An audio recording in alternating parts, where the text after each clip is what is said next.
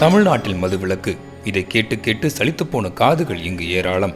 டாஸ்மாகால் நிர்கதியாக தவிக்கும் தமிழக குடும்பங்களின் நிலையை கடந்த காணொலியில் பார்த்தோம். அதிமுக ஆட்சியில் 1000 கடைகள், திமுக ஆட்சியில் 500 கடைகள் என தமிழ்நாட்டில் 1500 டாஸ்மாக் கடைகள் மூடப்பட்டதாக இதுவரை ஆண்ட அரசுகள் மாறுதட்டி கொண்டன. ஆனால் அந்த சிறு கடைகளை மூடிவிட்டு அன்று சொற்ப எண்ணிக்கையில் இருந்த FL2 பார்கள் எனப்படும் மணமகள் மன்றங்களை இன்று புற்றீசலை போல 1000க்கும் மேற்பட்ட இடங்களில் திறந்திருப்பதுதான் திராவிட அரசியலின் வெற்றியா என ஆதங்கப்படுகின்றனர் சமூக ஆர்வலர்கள். சரி, ஏன் இதை எண்ணிக்கை மாத்திரம் அதிகரிக்குதான்னா, இதில் இதுக்கு முன்னாடி ஃபுல் பாட்டில் ஆஃப் பாட்டில் மாத்திரம் தான் கொடுத்துட்டு இருந்தாங்க. அதில் பதிவு செய்த உறுப்பினர்களும் அவங்களுடைய உறவினர்கள் கெஸ்ட்டுகள் அவங்க மூலிமா அவங்களுக்கு கொண்டு சப்ளை பண்ணிகிட்டு இருந்தாங்க. அவங்க விளையாடும் போது அவங்க மது இருந்துக்கிட்டு விளையாடுறதுக்கு அவங்க சுகமாக இருப்பதுக்காக அது கொடுக்கப்பட்டது. ஆனால் அதை தாண்டி இப்போ என்ன ஆகி போச்சுன்னா, குவார்ட்டர் கொடுக்கலாம் அப்படின்னு ஒன்று கொண்டு வந்தாங்க. கொண்டு வந்த பிறகு அது மதுபான கடைகளாக செயல்படுகிறது. அது மாத்திரம் இல்லாமல் இந்த கடைகள் 12 to 10 செயல்படுது.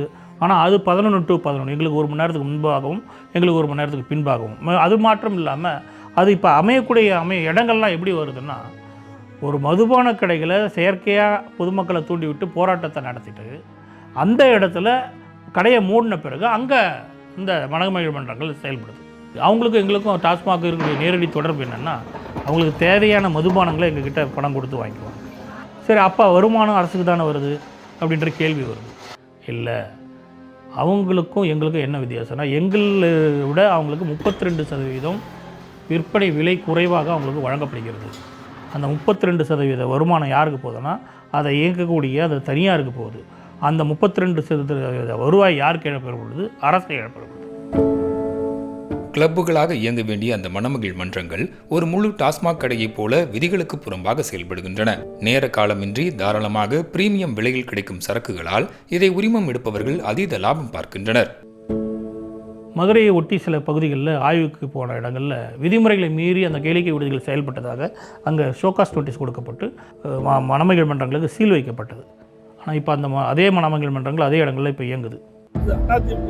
டாஸ்மாகை வைத்து மட்டுமே கோடிகளில் கொழுக்கும் அரசியல் கட்சிகள் அவ்வளவு எளிதில் அந்த கடைகளை ஒழிக்காது என்கிறார் அறப்போர் இயக்கத்தின் தலைவர் ஜெயராம் வெங்கடேசன்.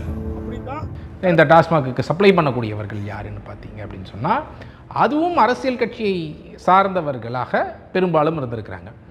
2003 செய்தபோது அப்பொழுது மிடாஸ் கோல்டன் டிஸ்டிலரிஸ்னு சொல்லிட்டு ஜெயலலிதா அவர்களுடைய பினாமி நிறுவனம் அப்படின்னே நம்ம சொல்லலாம். நாங்கள் அது ஆதாரங்களோடு வெளியிட்டிருக்கிறோம். அதற்கு பிறகு கிட்டத்தட்ட நீங்கள் பார்த்தீங்க அப்படின்னா மிடாஸ் 2003 அந்த 2006 ஜீரோவாக இருந்தது. சடசட என்று 200-300 கோடி ரூபாய்க்கு அவங்களுடைய டேர்ன் ஓவர் இன்க்ரீஸ் ஆகுது, ஆர்டர்ஸ் கொடுக்கப்படுது.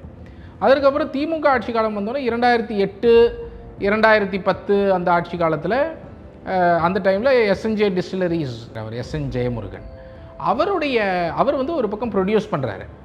கருணாநிதி அவர்கள் எழுதிய உளியின் ஓசை, பெண் சிங்கம் போன்ற படங்களை ஒரு பக்கம் ப்ரொடியூஸ் பண்ணுறாரு. இன்னொரு பக்கம் அவருக்கு டாஸ்மாகில் லைசன்ஸ் கிடைக்குது சப்ளை பண்ணுறதுக்கான.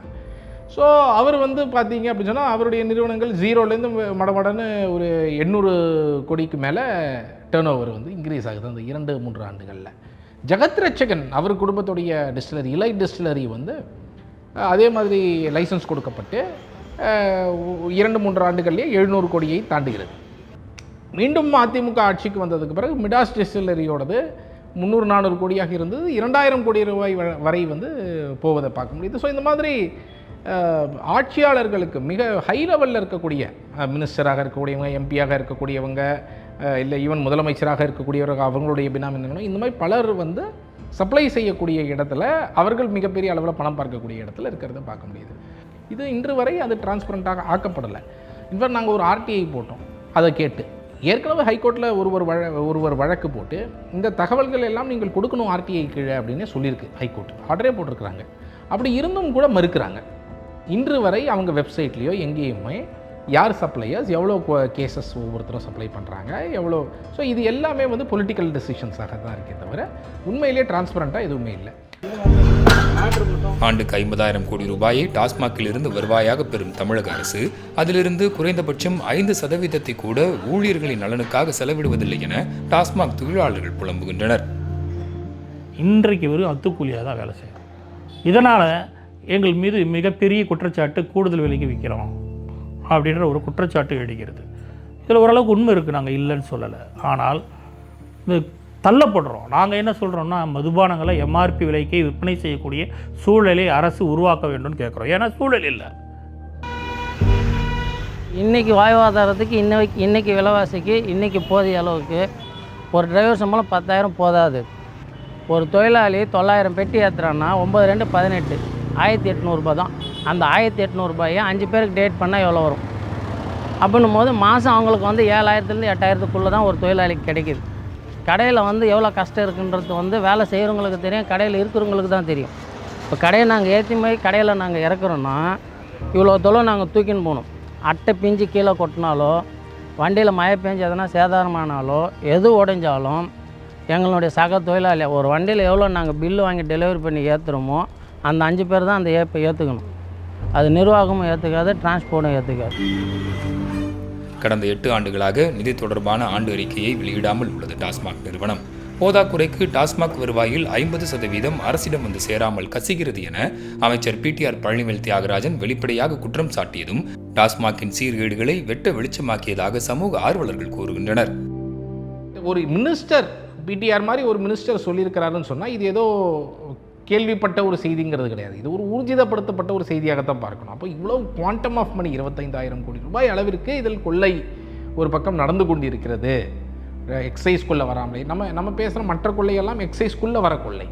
எக்ஸைஸ்குள்ளே வராமலேயே ஒரு பக்கம் 25,000 கோடி ரூபாய் அளவிற்கு கொள்ளை நடக்கிறது அப்படிங்கிறது தான் இதில் நம்ம பார்க்கலாம். அப்போ இதை வந்து உயர்மட்ட அளவு வரைக்கும் இதில் வந்து பங்குகள் இருந்தால்தான் இந்த மாதிரி விஷயங்களை வந்து அவர்கள் அலோவ் பண்ணுவாங்க. இல்லைனா ஒரு அரசாங்கத்துக்கு வர வேண்டிய ஒரு வருமானத்தை அவர்கள் வந்து இப்படி தடை செய்யணும். ஸோ இந்த மாதிரி அதான் இந்த ஆதாயங்கள் மிகப்பெரிய அளவில் பொலிட்டிக்கல் பாசஸ்க்கு போகுது அப்படிங்கிறது தான் அவருடைய ஸ்டேட்மெண்ட்டும் காண்பிக்குது. 1000 கோடி ரூபாய் டாஸ்மாக் ஊழல் குற்றச்சாட்டில் முன்னாள் அமைச்சர் செந்தில் பாலாஜி கைது செய்யப்பட்டதும் அதில் பிரதான தலைவர்களுக்கு பங்கு இருப்பதாக முன்வைக்கப்பட்ட குற்றச்சாட்டும் திமுகவின் கடந்த கால ஆட்சியில் கரும்புள்ளியாக பார்க்கப்பட்டது. முதலமைச்சர் ஸ்டாலின் அவர்களே எதிர்க்கட்சி தலைவராக இருக்கும்போது செந்தில் பாலாஜி வந்து எப்படி ஊழல் செய்தாருங்கிறத பற்றிலாம் பேசியிருக்கிறார்.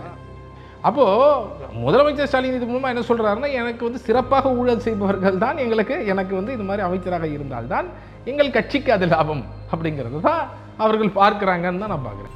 இப்போ இந்த துறை பார்த்தீங்கன்னா 5 வருஷத்தில் இன்னும் பெட்டராக இருக்கா மோசமாக இருக்கான்னு யாரை வேணால் கேளுங்க, யாரை கேட்டாலும் மோசமாக இருக்குன்னு தான் சொல்லுவோம். இப்போ இந்த துறையில் பார்த்தீங்கன்னா பல குற்றச்சாட்டுகள், நான் சொன்ன மாதிரி ஏற்கனவே டிரான்ஸ்போர்ட் என்ட்ரில் ஒரு குற்றச்சாட்டுகள் வந்தது, இந்த துறையில் ஊழல் நடந்ததுன்னு. அப்புறம் 10 ரூபாய் ஒரு தொடர்ந்து வந்தது, அந்த பாக்ஸு கார்ட்போர்ட் பாக்ஸுக்கு கேட்கப்படுகிறதுன்னு வந்து பல குற்றச்சாட்டுகள் வரிசையாக வந்து கொண்டே தான் இருக்குது. இப்படி டாஸ்மாக் வருமானத்தில் மட்டுமே கவனம் செலுத்தும் கட்சிகள் இனி குடியிலிருந்து மக்களை மீட்பதற்கு பதிலாக ஆண்டுதோறும் டாஸ்மாகிற்கு இலக்கு நிர்ணயித்து வருமானத்தை பெருக்குவதில் மட்டுமே கண்ணாக இருப்பார்கள் என சமூக ஆர்வலர்கள் வேதனை தெரிவிக்கின்றனர்.